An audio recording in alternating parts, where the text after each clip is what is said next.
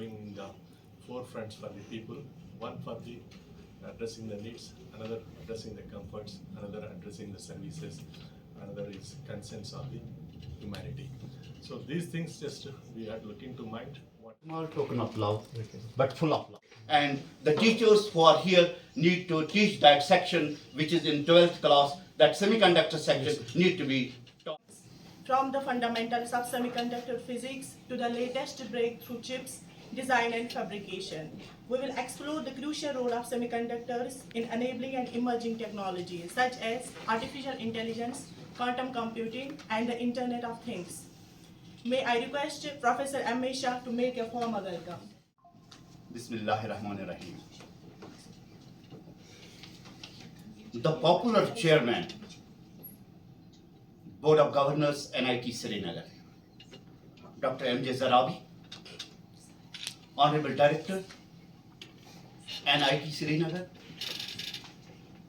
and Vice Chancellor, Central University of Kashmir, Professor Ravindranath, Professor Vani, Professor Neer, my colleague, Professor Prince, Dr. Saad. We have many colleagues from neighboring institutions and students from Central University of Kashmir. We have students from probably Islamia College, and then also neighboring institutions, few of them may be joined. As you know, I'm always delighted and honored to be here.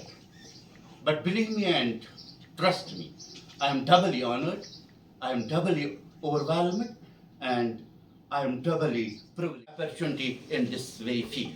All this, I will quote Nagma hai Sodai Kham, खूने जिगर के बगैर. मैं कहता हूँ सब कुछ है सोदाई खाम खूने जिगर के बगैर. Unless and until we will not burn midnight oil, nothing is going to come up. These new fields need a midnight oil, the artificial intelligence, the machine learning, then my nanotechnology. They need an intense study, and the teachers who are here need to teach that section which is in 12th class, that semiconductor section need to be taught very seriously and solemnly. Thank you very much. Thank you. And my land colleagues, Professor Vani, Professor Shah, Professor Neer, and others, and scholars and students. So this particular day we are witnessing an illuminary in the subject, okay, whose message may be ignite many minds, and they choose the carry because Government of India also declared the semiconductor technology one of the thrust areas of the country. So where Atmanirbhar Bharat, they want to be self-relevant in AR rather than depending upon Taiwan, Korea, and other Japanese nations on semiconductor products. So this, because being a 140 billion country, 1.4 billion population, so we have to cater to their requirements. Most of the technologies are going in the forefronts for the people. One for the addressing the needs, another addressing the comforts, another addressing the services, another is concerns of the humanity. So these things just we are looking to mind whatever the technologies are emerging, how we have to get adapted ourselves and acquainted to the new technology and develop the brighter minds should think about developing the innovations to happen in this country and which world should look at us. Still we are considered to be ourselves as an emerging nation, and let us go, just transform ourselves into a developed nation by 2047 as Vikasit Bharat, which from June 1993 to August 2005. Prior to that, he was the head of research and development and executive director in charge of both R&D and VLSI manufacturing operations of the company. He launched and successfully led several technology development projects which have resulted in the development of an indigenous capability in meeting India's strategic requirements in the vital area of microelectronics. As SCL's chairman and managing director, Dr. Zarabi was responsible in building a modern VLSI fabrication facility in 1997, a showcase of India's integrated chip manufacturing capability.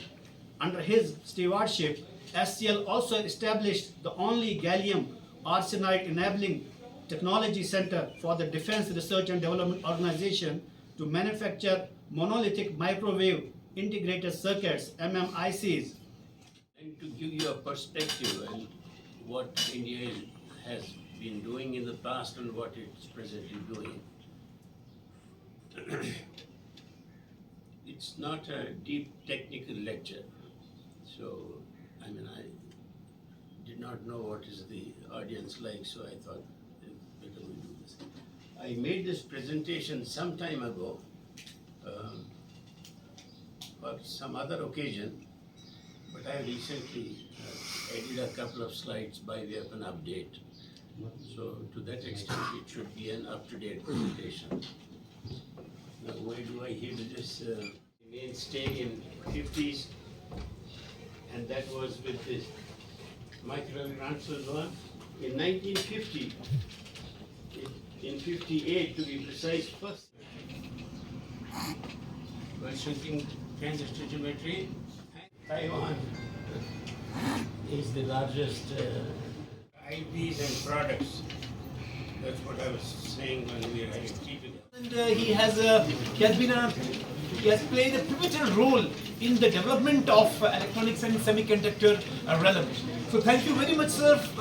You have been a very motivating person, right? When you were the chairman, and we all of us, rather most of us, we are still connected to Dr. Zaharoui.